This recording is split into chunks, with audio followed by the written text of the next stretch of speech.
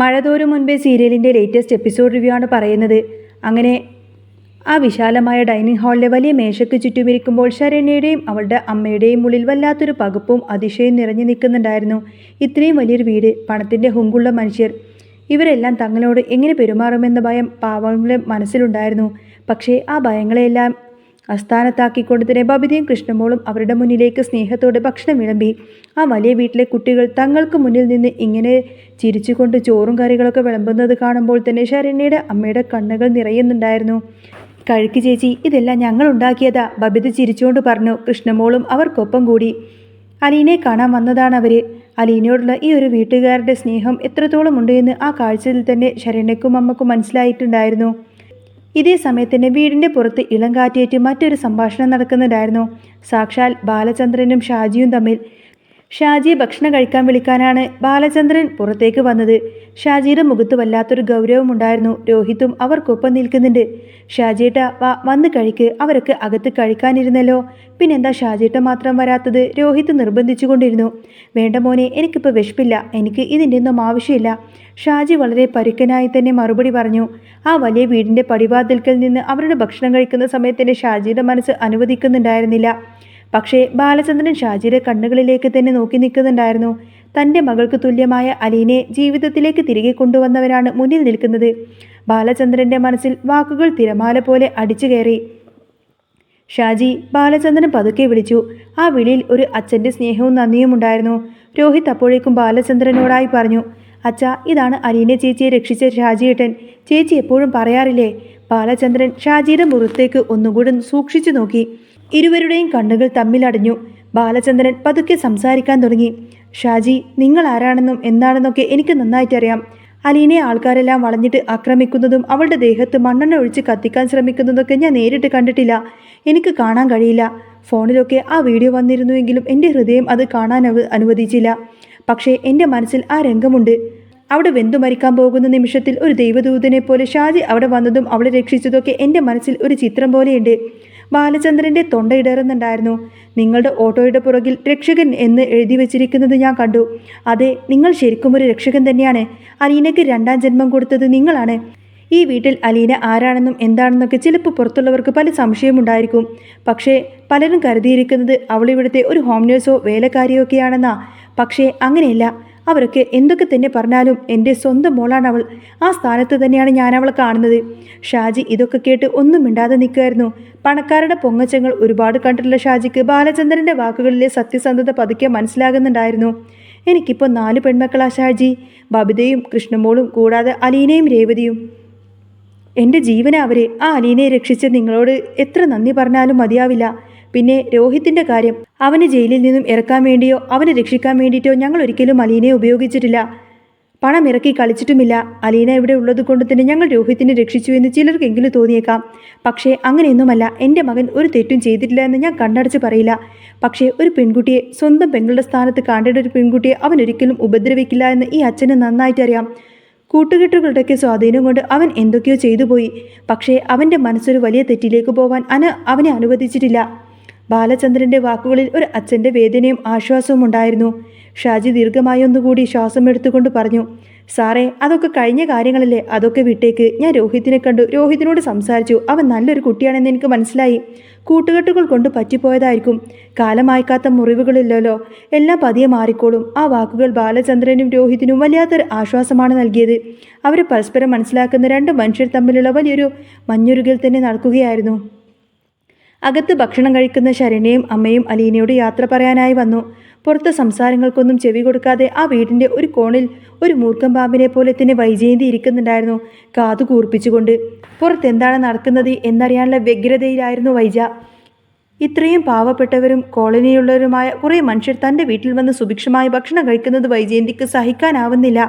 ആരെങ്കിലും ഒന്ന് തിരിഞ്ഞു നടന്നെങ്കിൽ ചാടി വീണങ്ങ് വഴക്കുണ്ടാക്കാൻ വേണ്ടി തയ്യാറായിട്ടായിരിക്കും വൈജയന്തിയുടെ ഇരിപ്പ്. ശരണ്യ അലീനയുടെ അടുത്തേക്ക് വന്ന് പതുക്കെ അവളോട് കൈപിടിച്ചു. അലീനയുടെ മുഖത്ത് നല്ല ക്ഷീണമുണ്ടായിരുന്നു. പനിയുടെ ആലസ്യം അവളെ വിട്ടുമാറിയിട്ടില്ല. അലീന ചേച്ചി, ഞങ്ങൾ പോവാണ്, ശരണ്യ സ്നേഹത്തോടെ പറഞ്ഞു. ചേച്ചി, സത്യം പറയാലോ, ഞങ്ങൾ ഇവിടെ വരുമ്പോൾ വല്ലാത്ത പേടിയുണ്ടായിരുന്നു. ഇവിടുത്തെ ആളുകൾ എങ്ങനെയാണ് ഞങ്ങളോട് പെരുമാറുന്നത് എന്നൊക്കെ ഓർത്തിട്ട്. കോളനിയിൽ കഴിയുന്ന ഞങ്ങൾ ഈ വലിയ വീടിന് പടികയറ്റുമോ എന്ന് പോലും ഞങ്ങൾ സംശയമായിരുന്നു. പക്ഷേ ഞങ്ങൾ വിചാരിച്ചതുപോലെയൊന്നുമല്ല ഇവിടുത്തെ കാര്യങ്ങൾ. എന്ത് സ്നേഹമുള്ള മനുഷ്യരാ ചേച്ചി ഇവരൊക്കെ. അലീനയുടെ ചുണ്ടിൽ ഒരു ചെറിയ പുഞ്ചിരി വിടർന്നു. അവൾ ശരണ്യയുടെ മുടിയിലൂടെ പതുക്കെ അങ്ങ് തലോടി. പണമുള്ളവരൊക്കെ പണമില്ലാത്തവരെ ചവിട്ടിത്താഴ്ത്തുമെന്ന പലരുടെയും വിചാരം. പക്ഷേ അങ്ങനെയല്ല ശരണ്യ. നല്ല മനസ്സുള്ളവരും ഈ ലോകത്തുണ്ട്. അതിലൊന്നാണ് ബാലചന്ദ്രൻ സാറ്. അതുകൊണ്ട് മോളൊന്നുകൊണ്ട് പേടിക്കണ്ട. നിനക്ക് എന്താവശ്യമുണ്ടെങ്കിലും എന്ത് ബുദ്ധിമുട്ടുണ്ടെങ്കിലും അതൊക്കെ നീ എന്നോടോ സാറിനോടോ പറയാം. അച്ഛൻ അത് ചെയ്തു തന്നിരിക്കും. അലീനയുടെ വാക്കുകളിൽ സാറിനോടുള്ള അളവറ്റ ബഹുമാനവും ഉണ്ടായിരുന്നു. അവൾ തുടർന്നു. പിന്നെ പഠിക്കുന്ന കാര്യം ഞാൻ അച്ഛനോട് സംസാരിച്ചിരുന്നു. നിന്നെ പഠിപ്പിച്ച് വലിയൊരു ഡോക്ടറാക്കുന്നത് നമുക്കൊരു അഭിമാനമല്ലേ എന്നാ അച്ഛൻ ചോദിച്ചത്. അതുകൊണ്ട് അതൊക്കെ നമുക്ക് സെറ്റാവും. നീ വിഷമിക്കാതെ വാശി പിടിക്കാതെ ഇരിക്കണം. അച്ഛനെയും അമ്മയും സങ്കടപ്പെടുത്തരുത്. എപ്പോഴും വീടിനകത്ത് തന്നെ ഇങ്ങനെ ഇരിക്കാതെ പുറത്തേക്കൊന്ന് ഇറങ്ങണം കേട്ടോ. ഒരു ചേച്ചിയുടെ വാത്സല്യത്തോടെ അലീന നൽകിയ ഉപദേശങ്ങൾ കേട്ട് ശരണ്യയുടെ കണ്ണുകൾ ഈറനണിഞ്ഞു. അപ്പോഴേക്കും ശരണ്യയുടെ അമ്മ അങ്ങോട്ടേക്ക് വന്നു. മോളെ ശരണ്യ, വാ നമുക്ക് പോവാം. നമ്മൾ വന്നിട്ട് ഒരുപാട് നേരമായി. അവിടെ നിന്റെ അച്ഛൻ നമ്മളെയും കാത്ത് പേടിച്ചിരിക്കുന്നുണ്ടാവും. ശരി അമ്മേ. ശരണ്യ തലയാട്ടി. അലീന ചേച്ചി, ഞങ്ങൾ പോവാട്ടോ. ചേച്ചിയുടെ പനിയൊക്കെ കുറഞ്ഞിട്ട് ചേച്ചി അങ്ങോട്ടേക്ക് വരണം കേട്ടോ. ബാലചന്ദ്രനോടും ഷാജിയേട്ടനോടും ബാക്കി എല്ലാവരോടെല്ലാം തന്നെ യാത്ര പറഞ്ഞതിന് ശേഷം അമ്മയും ഷാജിയേട്ടനും സന്തോഷത്തോടു കൂടി തന്നെ ആ ഒരു വീടിൻ്റെ പടിയിറങ്ങി. അവർക്കൊരിക്കലും മറക്കാൻ കഴിയാത്ത ഒരു സ്വീകരണം തന്നെയായിരുന്നു ആ വീട്ടിൽ നിന്നും കിട്ടിയത്. ഷാജിയുടെ ഓട്ടോയിൽ തിരികെ കോളനിയിലേക്ക് പോകുമ്പോൾ ശരണ്യയുടെ അമ്മയുടെ മുഖത്ത് വല്ലാത്തൊരു തെളിച്ചമുണ്ടായിരുന്നു. കാറ്റിലിരുന്ന് അവർ ഷാജിയോട് സംസാരിക്കാൻ തുടങ്ങി. ഷാജി മോനെ, എത്ര നല്ല മനുഷ്യരെ അവർ. ഇത്രയും പണം ഉണ്ടായിട്ടും അങ്ങനെയൊന്നും പെരുമാറാൻ കഴിയുന്നത് തന്നെ ചെറിയ കാര്യമൊന്നുമല്ല. രോഹിത്തിനെ കേസിൽ കുടുക്കിയത് ശരണ്യാണെന്നും അവൾ കാരണം അവൻ ജയിലിൽ കിടക്കേണ്ടി വന്നുവെന്നും എല്ലാ കാര്യങ്ങളും അവർക്കറിയാലോ. എന്നിട്ടും ഞങ്ങളോട് യാതൊരുവിധ ദേഷ്യവും അവർ കാണിച്ചില്ല. മാത്രവുമല്ല അലീന കൊച്ചിനെ അവരെന്ത് പൊന്നുപോലെയാ നോക്കുന്നത്. അവളെ കണ്ട ഒരു വേലക്കാരിയാണെന്ന് ആരെങ്കിലും പറയാൻ പറ്റുമോ? ഓട്ടോ ഓടിക്കുന്നതിൽ തന്നെ ഷാജി ചിരിച്ചുകൊണ്ട് പറഞ്ഞു. അത് വേറൊന്നും കൊണ്ടല്ലമ്മേ. അലീനെ കണ്ട ഒരിക്കലും വേലക്കാരിയാണെന്നൊന്നും തോന്നില്ല. അതുകൊണ്ടായിരിക്കും അവരവളെ അങ്ങനെ നോക്കുന്നത്. അല്ല ഷാജിയേട്ടാ, ശരണ്യ ഇടയ്ക്ക് കയറി പറഞ്ഞു. അതുകൊണ്ടൊന്നുമല്ല, അലീന ചേച്ചിയുടെ സ്വഭാവം കൊണ്ടാണ്. ചേച്ചിയുടെ മനസ്സെന്താണെന്ന് ഷാജിയേട്ടനറിയില്ല. ആ വീട്ടിൽ നിന്ന് പണിയെടുത്ത് കിട്ടുന്ന കാശ് കൊണ്ട് അനാഥാലയങ്ങളിൽ പോയിട്ട് അരിയും സാധനങ്ങളൊക്കെ വാങ്ങിക്കൊടുക്കുന്ന ആളാ ചേച്ചി. അത്രയും നല്ല മനസ്സാ. അതാണ് അവരൊക്കെ ചേച്ചി ഇത്രമാത്രം സ്നേഹിക്കുന്നത്. എന്നാലും ശരണ്യയുടെ അമ്മയുടെ ഉള്ളിൽ ചെറിയൊരു സംശയം ബാക്കിയുണ്ടായിരുന്നു. ഇനിയിപ്പോൾ അവർ വലിയ പണക്കാരല്ലേ, അവരുടെ ഉദ്ദേശം എന്താണെന്നൊന്നും നമുക്കറിയില്ലല്ലോ.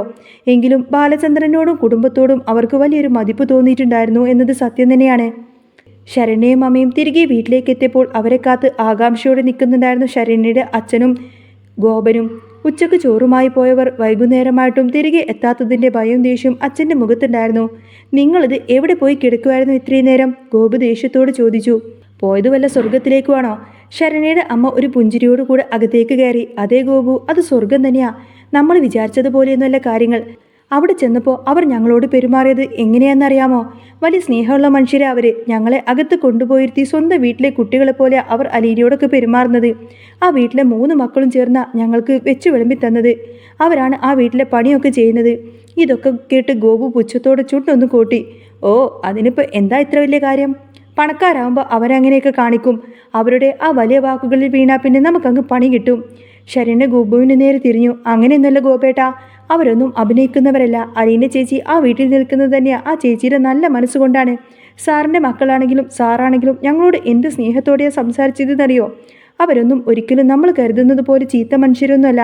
നമ്മൾ കാരണം അവർക്ക് പ്രത്യേകിച്ച് ഒന്നും കിട്ടാനൊന്നുമില്ലല്ലോ. അതൊക്കെ കേട്ടപ്പോൾ ശരണ്യയുടെ അച്ഛൻ്റെ മുഖത്ത് ദേഷ്യം പതുക്കെ മാറി തുടങ്ങി. അവരാ കൊച്ചിനോട് നല്ല രീതിയിലാണ് പെരുമാറുന്നത്. ആ ചെറുക്കൻ അവിടെ ഉണ്ടായിരുന്നോ എന്ന് അച്ഛൻ ചോദിച്ചു. ഉണ്ടായിരുന്നു വെച്ചാൽ ശരണ്യ പറഞ്ഞു. രോഹിത് അവിടെ ഉണ്ടായിരുന്നു. എന്ത് നല്ല സ്വഭാവമാ ആൾക്ക്. നമ്മൾ കരുതിയതുപോലെയൊന്നുമല്ല. അങ്ങനെയാണോ? ഇതൊക്കെ പെട്ടുപോയതായിരിക്കും ആ പാവം. അത് കേട്ടപ്പോൾ ശരണ്യയുടെ അച്ഛൻ്റെ മനസ്സിലും വല്ലാത്ത മാറ്റം സംഭവിച്ചു.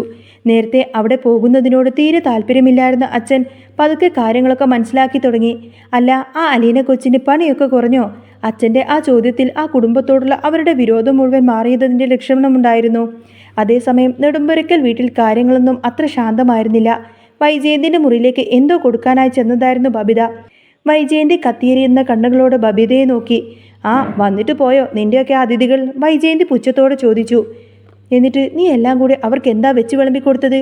ബബിത ഒട്ടും കൂസലില്ലാതെ തന്നെ മറുപടി പറഞ്ഞു. ആ, ഞങ്ങളെല്ലാവരും വെച്ച് വിളമ്പിക്കൊടുത്തു. ചോറും കറിയും അങ്ങനെ എല്ലാം ഉണ്ടായിരുന്നു. അതിനെന്താപ്പോൾ അമ്മേ? അതിനെന്താ ഇത്ര വലിയ പ്രശ്നം? വൈജയന്തി ദേഷ്യം ഇരട്ടിച്ചു. നിനക്കൊന്നും യാതൊരുവിധ നാണവുമില്ലടി. ആ കണ്ട കോളനിയിൽ കിടക്കുന്ന പിള്ളേരൊക്കെ പിടിച്ചിട്ട് ഈ വീടിനകത്തേക്ക് കയറ്റാൻ നിനക്കൊന്നും യാതൊരുവിധ സംസ്കാരവുമില്ലേ? ബബിത തിരിഞ്ഞു നടക്കാൻ തുടങ്ങുന്നതിന് തന്നെ പതുക്കെ പിറുപിറുത്തു. ഞങ്ങളുടെ സംസ്കാരമാ ഞങ്ങൾ ചെയ്തത്. അമ്മയുടെ സംസ്കാരത്തിന് ചിലപ്പോൾ അതൊന്നും ചെയ്യാൻ പറ്റിക്കായിരിക്കുമെന്നൊന്നുമില്ല. അത് കേട്ടപ്പോൾ വൈജയന്തി അങ്ങ് ചാടി എഴുന്നേറ്റു. എന്താടി നീ അവിടെ കിടന്നിങ്ങനെ പിറുപിറുക്കുന്നത്? ആ കൃഷ്ണമോളെ പോലെ നീയും തുടങ്ങിയോ? എനിക്കറിയാം. അച്ഛൻ്റെയും ആ വേലക്കാരിയുടെയും കൂടെ ചേർന്ന് നിനക്കിപ്പോൾ ഇത്തിരി അഹങ്കാരം കൂടുതലാണ്. നീ നിനക്കുള്ള കുഴി തോണ്ടിക്കോ. അവസാനം അവൾ ഈ വീട്ടിലെ സ്വത്തും പണവും എല്ലാം കൊണ്ട് പോകുന്ന സമയത്തിന് നിങ്ങൾക്ക് ഈ തള്ള മാത്രമേ കാണൂ. അത് ഓർത്തോ നീ? ബബിത പിന്നെ കൂടുതലൊന്നും പറയാൻ നിന്നില്ല. അമ്മയോട് തർക്കിച്ചിട്ട് യാതൊരുവിധ കാര്യവുമില്ല എന്ന് അവൾക്കറിയാമായിരുന്നു. അവൾ വേഗത്തിൽ അലീനയുടെ അടുത്തേക്ക് പോയി. അവിടെ കൃഷ്ണമോളും അലീനയും സംസാരിച്ചിരിക്കുമായിരുന്നു. ബബിതയും അവർക്കൊപ്പം കൂടി. ശരണ്യക്കൊച്ച് വലിയ കുഴപ്പമൊന്നുമില്ലല്ലോ അലീന ചേച്ചി? കൃഷ്ണമോള് ചോദിച്ചു. നമ്മൾ അവരെ നന്നായിട്ട് നോക്കിയതുകൊണ്ടാണ് അവരങ്ങനെയൊക്കെ സംസാരിച്ചത്. പാവം പെൺകൊച്ച അവള്. ഇനി അവരുടെ അടുത്തേക്ക് പോകുമ്പോൾ ഞങ്ങളെ കൂട്ടി കൊണ്ടുപോകണം കേട്ടോ ചേച്ചി. അലീന ചിരിച്ചുകൊണ്ട് ബബിതയെ നോക്കി പറഞ്ഞു. അവള് പാവമാണെന്നോ? അവളെക്കാളും വലിയ പാവമാ നിങ്ങൾ രണ്ടുപേരും. എനിക്ക് തോന്നുന്നത് ഈ വീട്ടിലെ ഏറ്റവും വലിയ പാവം ബബിതയാണെന്നാണ്. ബബിതയുടെ കളിയാക്കിക്കൊണ്ടുള്ള ആ അലീനയുടെ പറച്ചിൽ കേട്ടതുകൊണ്ട് അവരുടെ ഒരു ചെറിയ ചിരി പടർന്നു. ആ വീടിൻ്റെ അന്തരീക്ഷം അത്രമേൽ ഊഷ്മളമായിരുന്നു. കുറച്ചു കഴിഞ്ഞ് ബാലചന്ദ്രൻ അലീനയുടെ അടുത്തേക്ക് വന്നു. ശരണ്യെക്കുറിച്ചും അവളുടെ കുടുംബത്തെക്കുറിച്ചൊക്കെ ബാലചന്ദ്രൻ ഒരുപാട് കാര്യങ്ങൾ ചോദിച്ചറിഞ്ഞു. അലീന, ആ കുട്ടിയെ അങ്ങനെ വീട്ടിൽ ചുമ്മാ ഇരുത്തരുത്. അവൾക്ക് പഠിക്കണം. നല്ലൊരു കോഴ്സ് അവൾ നമുക്ക് വിടിയിപ്പിക്കണം. അവൾക്ക് എന്താണോ പഠിക്കാൻ ആഗ്രഹം അത് അവൾ പഠിക്കട്ടെ. അതിനുള്ള എല്ലാവിധ സഹായം ഞാൻ ചെയ്തു തരാം. നീ നാളെ തന്നെ അവിടെ പോയി അവരോട് സംസാരിക്കണം. ഞാൻ പറഞ്ഞാൽ ചിലപ്പോൾ അവർ വിചാരിക്കും രോഹിത്തിനെ രക്ഷിച്ചതുകൊണ്ടുള്ള ഉപകാരമാണെന്ന്. അതുകൊണ്ട് നീ തന്നെ പോയിട്ട് സംസാരിക്കണമെന്നൊക്കെ പറയും. ബാലചന്ദ്രൻ്റെ വാക്കുകൾ കേട്ട് അലീനയുടെ മനസ്സിൽ വല്ലാത്തൊരാശ്വാസം നൽകി. താൻ ഒരു അനാഥയല്ല എന്നും തനിക്ക് ചുറ്റും തന്നെ സ്നേഹിക്കാൻ ഇത്രയധികം മനുഷ്യരുണ്ടാവുമെന്നും അവൾ തിരിച്ചറിയുകയായിരുന്നു. ഇതേ സമയം അലീനയെ കാണാൻ വേണ്ടിയിട്ട് രേവതിക്കുട്ടിയും ഗ്രേസ്യാമ്മയും മാമച്ചനും നെടുമ്പരക്കൽ വീട്ടിലേക്ക് വന്നു. അലീനയ്ക്ക് വയ്യ എന്നറിഞ്ഞുകൊണ്ടായിരിക്കും അവർ വരുന്നത്. അങ്ങനെ അവരിങ്ങനെ വീട്ടിലേക്ക് വരുന്നതും കാണിച്ചുകൊണ്ടാണ് കേട്ടോ എപ്പിസോഡ് പൂർണ്ണമാവുന്നത്. അപ്പോൾ നിങ്ങൾക്ക് ഈ ഒരു ചാനൽ ഇഷ്ടമാവുകയാണെങ്കിൽ സബ്സ്ക്രൈബ് ചെയ്യാനും സപ്പോർട്ട് ചെയ്യാനും മറക്കല്ലേ. ഇനി വരാൻ പോകുന്ന സൂപ്പർ അടിപൊളി ത്രില്ലിംഗ് എപ്പിസോഡുകളൊക്കെ തന്നെയാണ്. നിങ്ങൾക്ക് ഈ ഒരു ചാനൽ ഇഷ്ടമാവുകയാണെങ്കിൽ സബ്സ്ക്രൈബ് ചെയ്യാനും സപ്പോർട്ട് ചെയ്യാനും മറക്കല്ലേ കേട്ടോ. ബൈ.